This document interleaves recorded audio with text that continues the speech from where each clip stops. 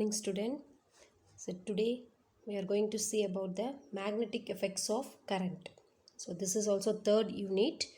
So we completed up to the magnetism. So last class we completed up to hysteresis loop. So in this class we entered the new topic, that is magnetic effects of electric current. So in this effect, so it is one of the effect when the current carrying conductor shows around the magnetic field. So Hans Christian Ørsted, one of the scientists, that is lecturer in physics. So in 1820, he noticed the electric current passing through the wire. It can deflect the nearby magnet. So that is magnetic compass. So after observing the proper investigation about that, he concluded that the deflection of magnetic compass is due to the change in magnetic field that can be produced around the current carrying conductor. So what's the meaning? When the current carrying conductor produces the magnetic field around the area. So that is when you consider it as a wire. So when the current is passing through the wire, so around the wire within a certain field, the magnetic effect can be produced. So you just kept in a magnet nearby the conductor, it shows a deflection. And also when we change the direction of the current, the deflection is also reversed. So it is also shows the opposite deflection. This leads to the development of theory electromagnetism. So that can be studied separately, electricity and magnetism. And after this effect, he noticed that can be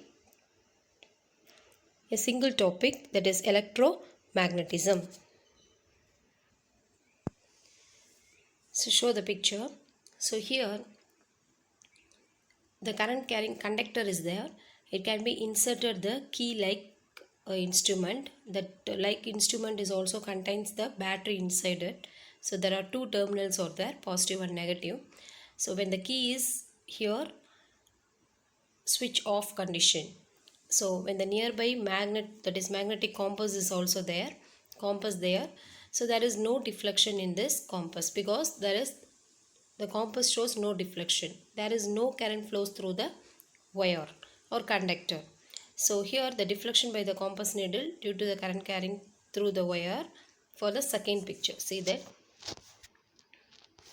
suppose if you are on the switch means you just put the switch on condition. So what happens when the current moves in the conductor, due to this current flows in this conductor, so what happens, the deflection can be showed by the compass. So this is the effects of, this shows the effects of magnetic effects of electric current. When the current passes through the conductor, around that the magnetic effect is also produced, that can be observed by the compass. So this is the experiment that was made by Ørsted, that is Hans Christian Ørsted, one of the physics lecturer. Now we will see about the magnetic field around a straight current carrying conductor and also in a circular loop. So now we have to find out the two types of, that is two shapes of current carrying conductor. So one is straight conductor and another one is circular loop. How the magnetic field can be produced because of flowing through the that is current in this conductor. First we will see about the current carrying straight conductor.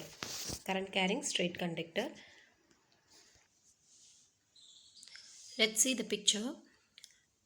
So the photograph of magnetic field lines that can be aligned itself, curling around the current carrying conductor. So the center axis, that is the conductor which is present at the center of the axis, so that is considered as a current carrying conductor. Around that there are the concentric rings like structures can be produced by the magnetic field. So when we are increasing the strength of the current, the magnetic field around that is also increases. We have decreased, it can be decreases. And also we increase the distance of this That is, it may be the field, around that field, the last line shows the decreasing amount of magnetic field, but nearby that conductor shows the increasing amount of magnetic field. So this is the magnetic field that can be produced around the current carrying conductor in a straight current carrying conductor. So second one, circular coil current carrying conductor. The next one, circular coil carrying current. So this picture represents the circular loop. So here in the circular loop, when the current passes through in one end and passes through one end and comes out in another end. So what happens? It can be considered as a two poles and also formed around the magnetic field of the two poles, and the concentric ring like structures is also produced of the two terminals. So at the center of this loop, almost there the parallel lines can be produced. So this picture shows the magnetic field lines curling around the circular coil carrying current. So the polarity can be changed when the current passes through that is the direction. Maybe it can be changes. Now we will see about the direction of the moving current in straight current carrying conductor and circular coil carrying current. So we are using one of the rule for that. So right hand thumb rule is used. That's why we have to assume that the direction of the magnetic field and also the direction of the current in the conductor. So next topic, right hand thumb rule. So this is the rule which is used to find out the direction of the magnetic field. Then already we know about the direction of the current in the conductor.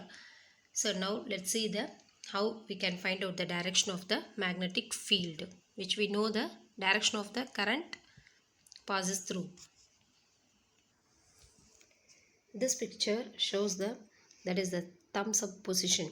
So when we are holding the conductor like this, when the current moves in the upward direction, so we have to set our fingers, that is our thumb indicates the current which flows in that direction.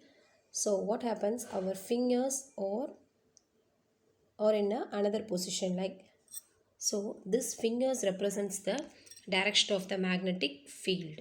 So when we hold the current carrying conductor in our right hand such that the thumb points in the direction of the current flow and the fingers shows the direction of the magnetic field that can be produced by the current carrying conductor. So this is called the right hand thumb rule. And the next method we are find out the direction of the magnetic field is also Maxwell's right hand corkscrew rule also. So this rule also used to determine the direction of the magnetic field. So when we rotate a right-handed screw using a screwdriver, so let's see the picture now. So we rotate a right-handed screw using a screwdriver, then the direction of the current is same as the direction in which the screw, and the direction of the rotation of the screw gives the direction of the magnetic field. It is also same like that the right hand thumb rule. So here the rotation shows the direction of the magnetic field and the edge, that is the sharp edge, shows the direction of the current. So this is also the another method to find out the direction of the magnetic field, which we know the direction of the current that flows through it. Then next one, Biot-Savart law. So after the investigation of the Oersted's discovery, so both the scientists, that is Jean-Baptiste Biot and also Felix Savart in 1819, they are also doing the experiments on about the force experienced by the magnet that is kept near the current carrying conductor. And also they gave the mathematical expression about the magnetic field and gives the definition about that magnetic field that can be produced by the current. So we have to find out the mathematical expression and statement of the Biot-Savart law. So this is about the magnitude of the magnetic field. Let's consider the current carrying conductor at any shape as shown in the figure. So when the current passes through, I is the current passes through the conductor. So around the conductor we take any point, that is P is a point. Then join that point from the conductor, that is the distance R, and also makes the angle between the line joining and also the conductor is theta. So then we have to take a small element of length dl. dl is also from that point we take that line, joining that line to that conductor, we take small element of length dl. Now we have to find out the magnetic field of the small length of element dl only. So we have to take that value, change in magnetic field is also dB. So let's find out, these are all the parameters which we are used. So theta, dl, and also the distance r. So these are all the parameters, and the current I can pass through in the conductor from one direction to another direction. Let's see the magnetic field at a point due to the current carrying conductor. So according to the statement of that, magnitude of the magnetic field at any point at a distance of r, and also we take as a small element of length dl taken in a conductor varies from, that is dB is directly proportional to the strength of the current I, and also directly proportional to the magnitude of the length element dl, and it can be directly proportional to the sine of the angle theta between dl and r, and inversely proportional to the square of the distance. Inversely proportional to the square of the distance r between the point and dl. So it can be mathematically expressed as, see that dB is directly proportional or inversely proportional to, what are the elements which we are used for directly proportional, I dl sin theta, divided by inversely proportional to the square of the distance, so r square. So if we remove the proportionality symbol, we have to introduce one of the constant value. So here we have to introduce the constant is k. K is the proportionality constant. So dB is equal to k I dl sin theta divided by r square, where k value is mu naught by 4 pi. That can be mathematically expressed, and they can say, the scientists can say that k is equal to mu naught by 4 pi. Mu naught is the relative permeability, and 4 pi is also one of the constant. 4 is a constant, pi 22 by 7 is also a constant. So in vector form, dB vector is equal to mu naught by 4 pi constant, I dl vector cross of, that is r cap, divided by r square. This is a sine equation, that is we have to use a sine theta cross product. Then finally integrate on both sides. So dB is equal to b. Then here RHS is equal to mu naught I by 4 pi, that is a constant value, and integration of dl cross, that is dl by r square cross product of r vector. So this is a integral distribution, that is integral part of the current distribution. So, and also that is also the final value, and also some cases are there. If the point P lies on the conductor, then theta is equal to 0.